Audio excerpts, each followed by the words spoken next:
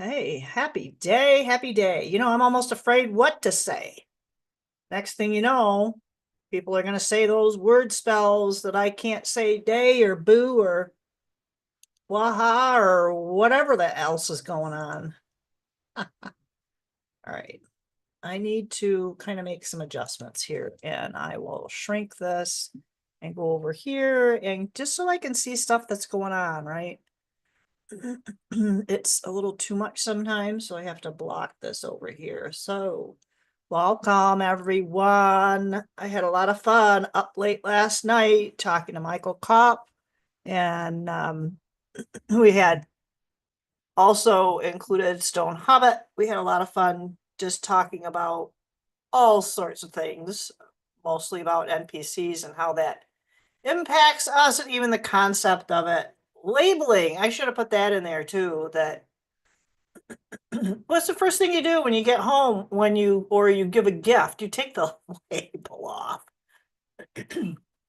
Excuse me, drink of water, please.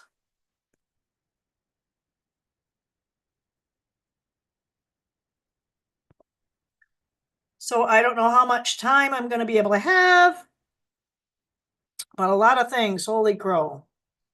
This actually started on the 15th, I see, and it kind of bops around a little bit. I'm just going to read what I got. I even got a lot this morning, and I mean, as early as like 4. So dictating into my phone and writing things down, etc. So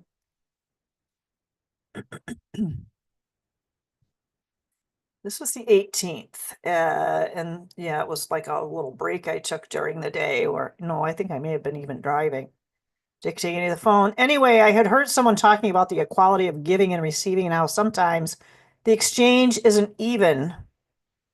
And it's great when it's 50-50, but sometimes it's 730. And they were talking about the balance of it. So they also went on to say that sometimes it might be you're giving 80% and the other person is giving 20%, but that's all they have. And for you to kind of have a little grace and da da da.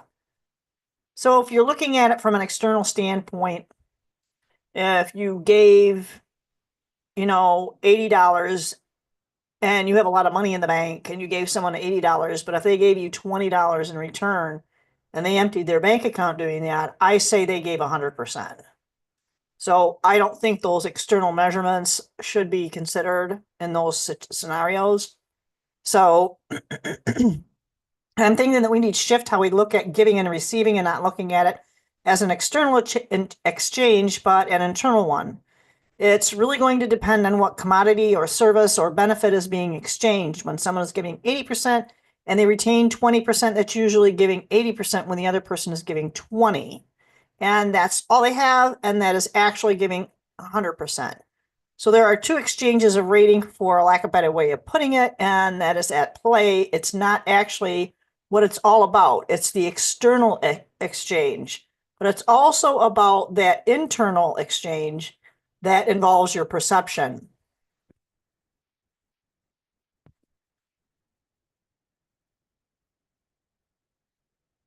So if you really break that down, even the individual who has 80% or they have 100% and they give 80%, that may have been difficult for them to do. So there's a lot more energy involved with that 80%. I don't know if that makes sense. That just kind of popped in. But moving on, I was listening to someone describe how in the quantum realm you can have not just ones and zeros, but also 1 and 0 existing at the same time. So to me, this is just how points out into it's like a trinary system. They were talking about codes and quantum banking systems and how you can have quantum banking, figuring things out quicker than ever before and breaking codes. It also occurred to me that it's possible in our reality, we are also able to maintain this trinary system. It's why it's so difficult for one person to prove their point. An example might be whether or not you believe the earth is round or flat. This is not more than likely an A or B question. And it's possible it can be an A and B. So there's A, there's B, and then there's A and B. 0, 1, and 0 with 1. I hope that makes sense. The third aspect will potentially push humanity in a direction that we really haven't been before. There's also something that's been pressing on my mind about belief systems and the events going on around us. So on the following day, it felt like there were going to be a lot of different ideas coming out, a lot of distraction. And the biggest is the psychological metaphysical conflict, and the prize. The prize is your attention. It's been conceived, and who knows how long ago, and it's been developing, growing, and now it seems like we're getting closer to an appropriate dilation to be birthed. So question everything, get grounded, check into everything with a critical mind. And here's the kicker. We are the creators. We are the manifestors. Our thoughts are physical things. We even talked about this. I didn't remember putting this in here, but obviously it came forward last night when I was talking to Michael and Stone. But we are the creators, we are the manifestors, and our thoughts are physical things. Our thoughts take up physical space. Just because we don't see things in the air doesn't mean they don't exist or have substance. Even if you have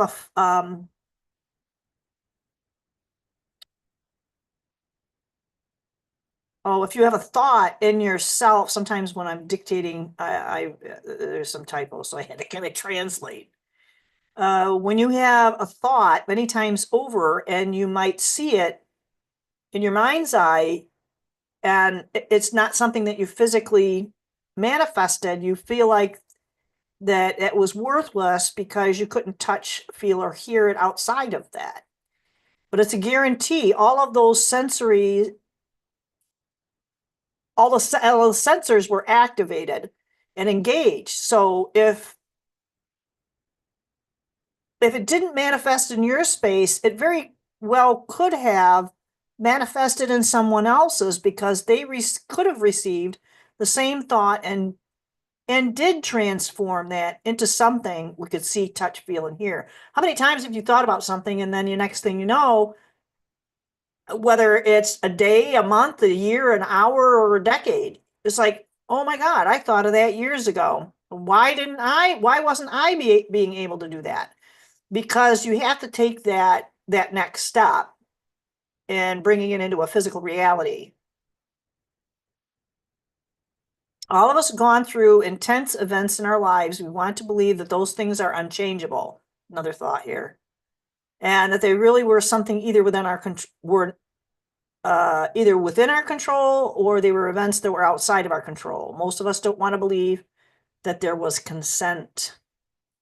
I don't know, that was just kind of out there for somebody. This came a few days ago, and I've thought about this for years, felt obviously that it needed to be said out loud. Altruism and martyrdom are products of a system of abuse. To kind of sit on that one for a while, you know?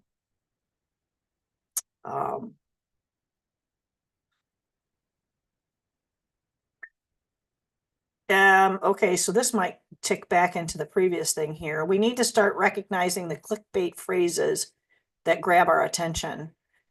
We should start listening to the things that we're saying and ask ourselves if we are repeating things that others are saying because they, quote unquote, resonate with you. You got to question these, all of it. I do as well. It's like, oh, that's really cool. Breaks. Think about it for a second and then move on. This has also come up. This was like the same day. And I know I ended up having a conversation with one of my staff yesterday. about this very thing. Because we all have a tendency to do a lot of stinking thinking, right? A lot of self-deprecation. And people talk a lot about self-love and loving yourself. And what feels like is most helpful is to forgive ourselves first. We ask ourselves to forgive ourselves, whatever that thing is.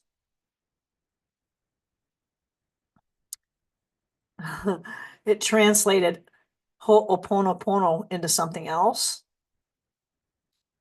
So that was kind of funny. So I had to take a second to decode that.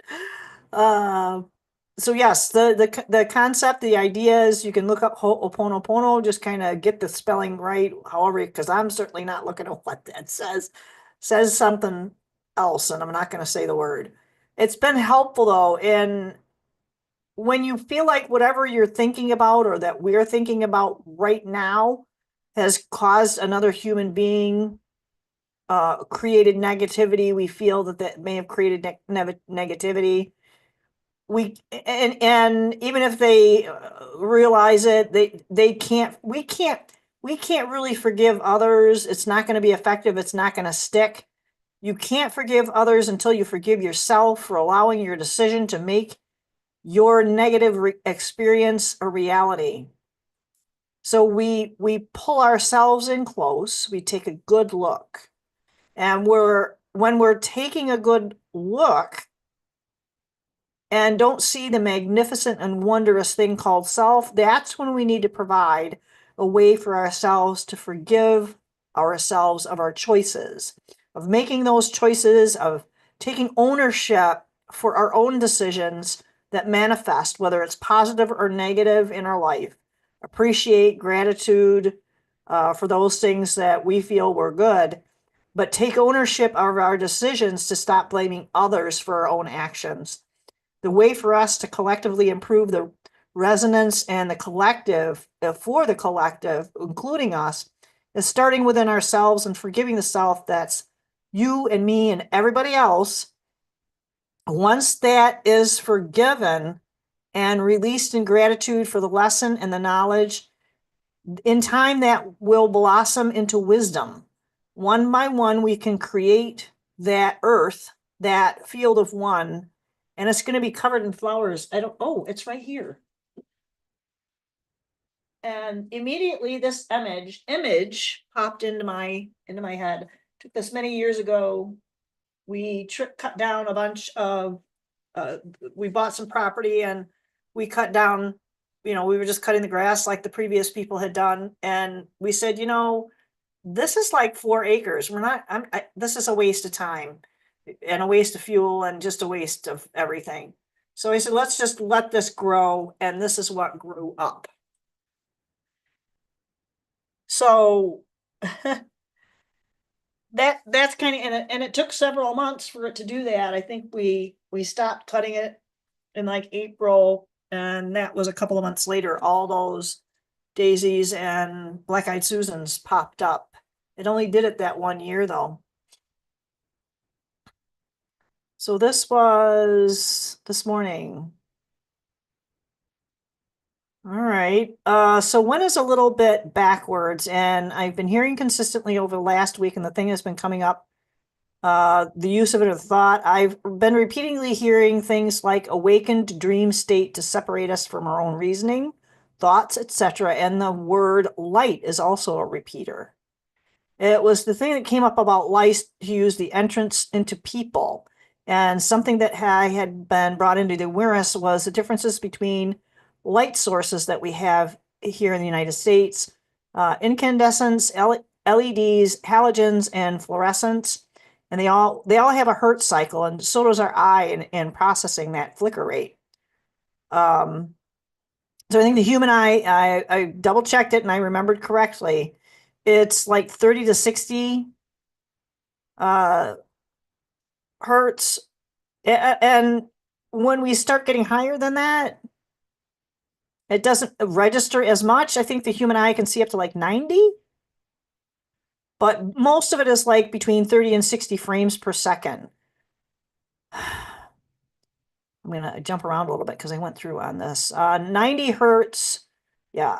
Your brain interprets those different, and the LEDs operated at about 100 hertz, and fluorescents are about 100, 120. So they're trying to get rid of incandescence here in the United States. They're questioning the LEDs because of the blue light aspects. So they're trying to push us back into using the fluorescents, but they are at the highest cycle at 100, 120. So here's the problem with it. When we have those higher flicker rates that we're using or exposed to outside of natural light, or even with some of the natural light, because it's anyway. All right, so I got to stick to this part. What happens is when we can get into a more mentally malleable mindset and hypnagogic even. So the thing is everybody just needs to do their own research. Saw someone earlier today post something about how Coca-Cola had cocaine in their drinks. I don't think that's been around since the 1950s. They just use more sugar, which is more addictive than heroin. So there you go. Who needs the cocaine? Sugar's cheaper. Again, do your own research. But as far as the light flickering, most of it have been exposed to it for long periods of time. There's also that thing called a office sickness, and it's from the lights. They have the research that. Again, look that stuff up. So here's the thing, whether it's intentional or not, the fact remains that when we are consistently using LEDs or the fluorescents, I don't have any in here, but when we're consistently exposed to that with computer monitors, TVs, phones, it's all placing us in a brain wiring and rewiring state that subjects us more easily to accepting somebody else's idea. Bada bing, bada boom. That was that. So that's what I got there. I got a couple other things here too. Let me just double check. This came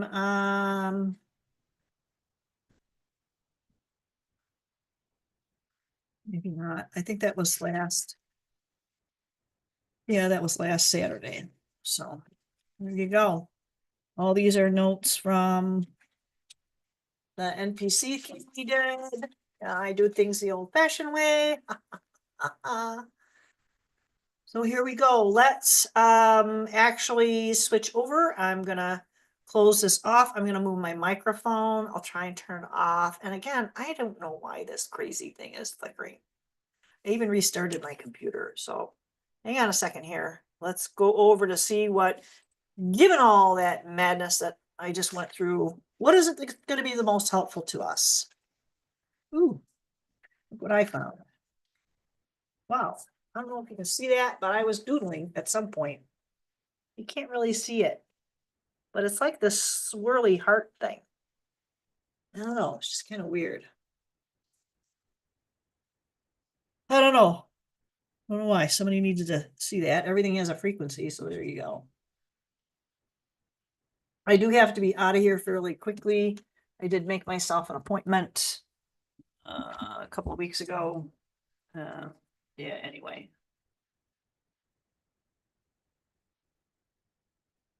I'm going to switch cameras here in a second.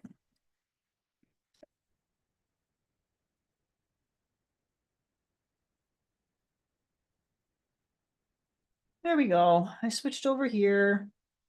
So you see where I'm at. And yeah, well, that wasn't helpful, was it? There we go. Yay. Let's take me a second. So I've already cleared the space. It's always fun. It's the most relaxing part of my day. Oh, given all the things that are going on, all the distractions, 110%. The division, turning everything into a derision, no matter what it is. Rain, sun, snow, fog, frogs, pestilence, God only knows what else. Right?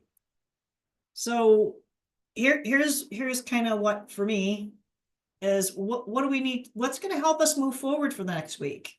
What's going to be the best thing for us to keep in mind for the next week, right? I haven't used these in a while. I hope they come out all right. The sun is now behind clouds. So from the original thought, from the original word, from the original source, we are clearly seeing, we are clearly hearing, we are clearly speaking, all for the highest good. That we always ask for guidance because sometimes our filters aren't always the best. We are one of the best ways you can make click on something that's going to be the lead you to a scam or whatever online is when you're distracted. So it's coming in that maybe we need to like slow down. And I kind of heard that all week. Slow down. Don't speed in your cars. You know, before you fire off that email, make sure you read it and reread it. If you have to step away and use the bathroom or get a drink of water, do whatever you got to do some clear thinking. Because rashness without preparedness can be the devil. The devil has its uses. Let's see. We need to get out of our head. Dude. Talk about some unnecessary worry. 100% for me, man. It's been a rough freaking week.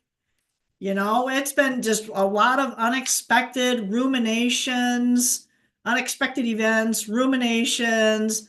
It's, you know, in a nightmare and you wake up and it's like, oh God, I just switched to a different nightmare. You know, we need to get out of our heads. So I don't always read traditionally. So what I'm kind of getting from this page of cups is a lot of people say you need to manifest that fish into a reality. Some people say grab the fish. I say sweet talk that sucker out of that cup. Make the fish do the freaking work. And this will help us get out of this, you know, get out of your head. That's all I keep hearing.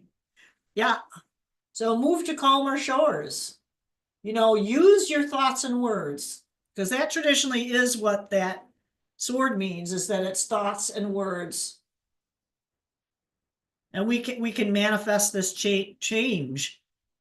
So to get out of here, we need to sweet talk that fish and take these off the wall and get out of harm's way. You know, just move it. Okay, I try to I don't necessarily say, hey, take this deck, but I trust that my eye will gravitate towards what needs to be looked at, because each one of these are very different. You know, they all are based on this traditional. So maybe some clarification as to how we're going to do this. I mean, this kind of tells a little bit of a story, but there feels like there may be some other people that don't feel like they're in their head and don't realize, I don't want to say peril. Some may be in peril of loss, but it's a loss in the mind.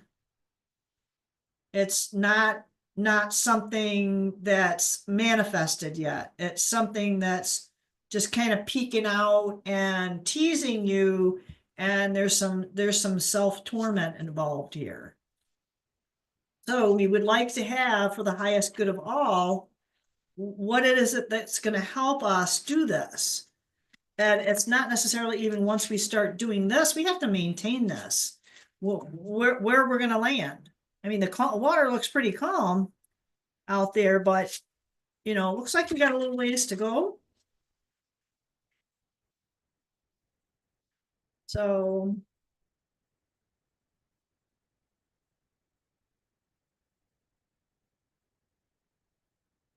what is it that's going to be helpful for, golly gee willikers.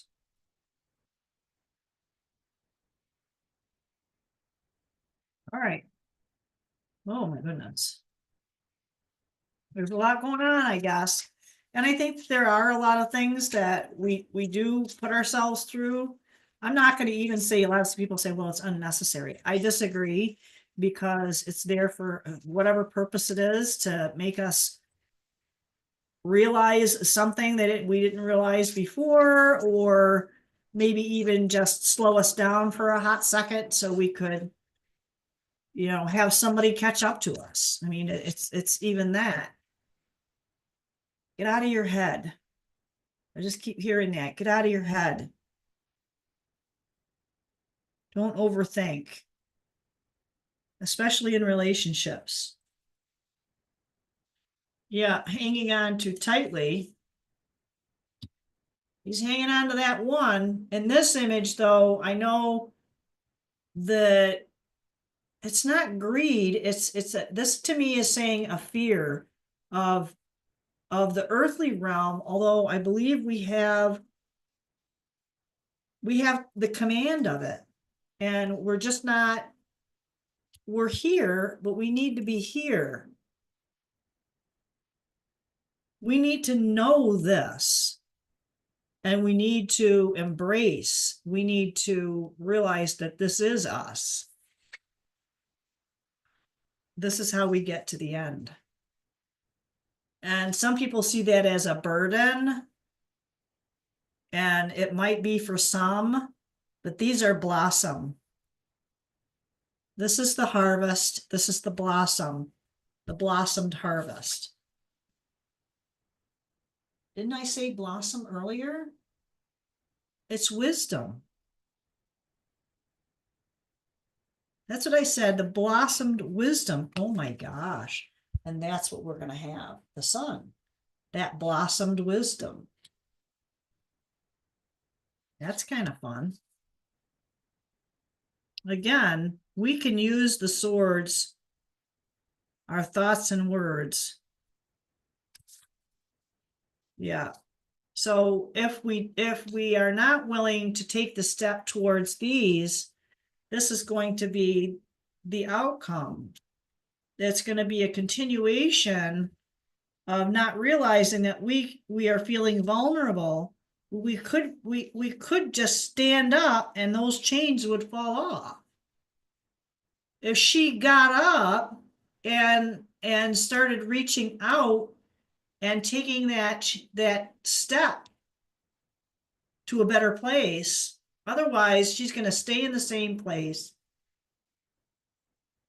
keep that blindfold on, and it exposes us to a lot of vulnerability.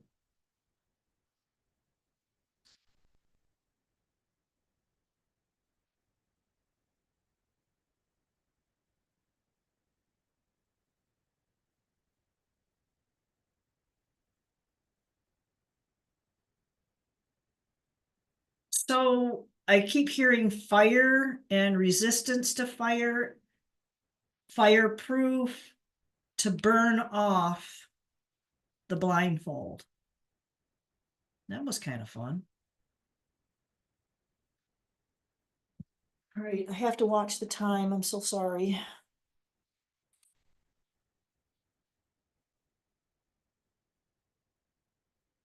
I don't know if it's saying one more or one more. Some of the decks I'm shuffling today because I didn't do it beforehand. It was a long evening. We had a lot of fun last night, and for me it was a about almost a 20-hour day. So it was fun. It's a little taxing. So this sounds really bad, but I know I've heard people say it. Why do I want to sleep for? I can sleep when I'm dead. I don't think you sleep then either, so never mind. So what is it that's going to help us? What else did you need us to know about this? This moving on, this safety, this we want to avoid this. What's going to help us avoid this? If you could set this up over here, because whether you go to the right or to the left, it's irrelevant. Either path looks like it will get us out of this.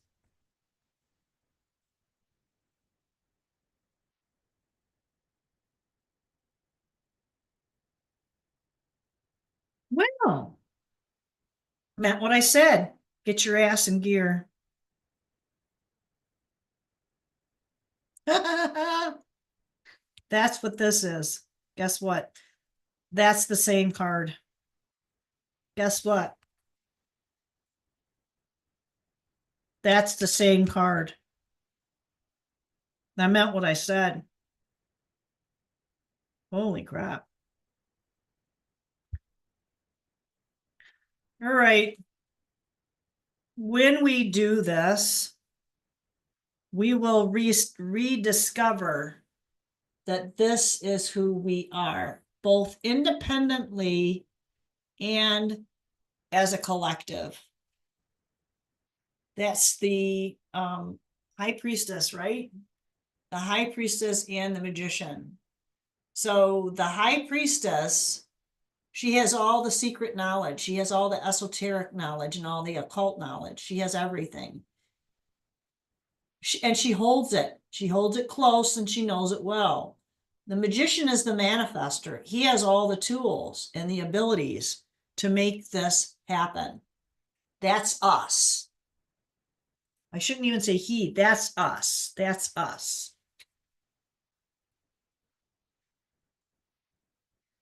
So one more over there.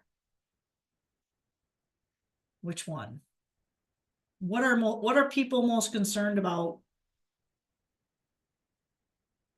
Is safety. And I know some people are going to have different reasons for that. So how are we going to be able to maintain that feeling of safety, that realization of safety? Sometimes it means feeling really vulnerable.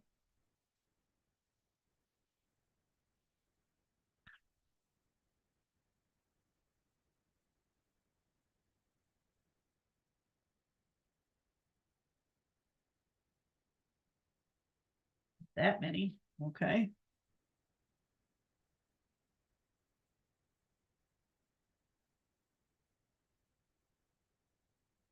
Oops, sorry, I hit the microphone. All right, so that's the one little guy I got there. All right, so this is what we need to embody to make these things happen, whether you move to the right or to the left. And it sounds simple, but simple isn't always easy. We need to embrace delight. The frequency of delight supports our capacity to create and experience feelings of intense joy and happiness. This is a choice. This is a choice between this path and this path. Doesn't mean there aren't more that will manifest. Of course, this is also a path. So the frequency of delight. Okay, so the more delight we feel, the more delight we evoke in others. So that is a beautiful image. And I think, so this occurred to me that when you look at things, they create a frequency within you. This image is evoking a frequency within you. It's adjusting your resonance when you take, put that one there. When, okay, good example, when I take this clear quartz crystal, you don't have to have this quartz crystal in your hand to feel and benefit for the positive clearing and uplifting energy that it has to offer. You can go online and get an image of anything that you like. You can print it out if you want to. But when you look at that and envision it in your mind, you can smell it, feel it, taste it. That is having that same impact. You can sometimes transport yourself there. If that makes sense, I hope so. Again, I hope this was helpful. Everyone, enjoy the rest of your day.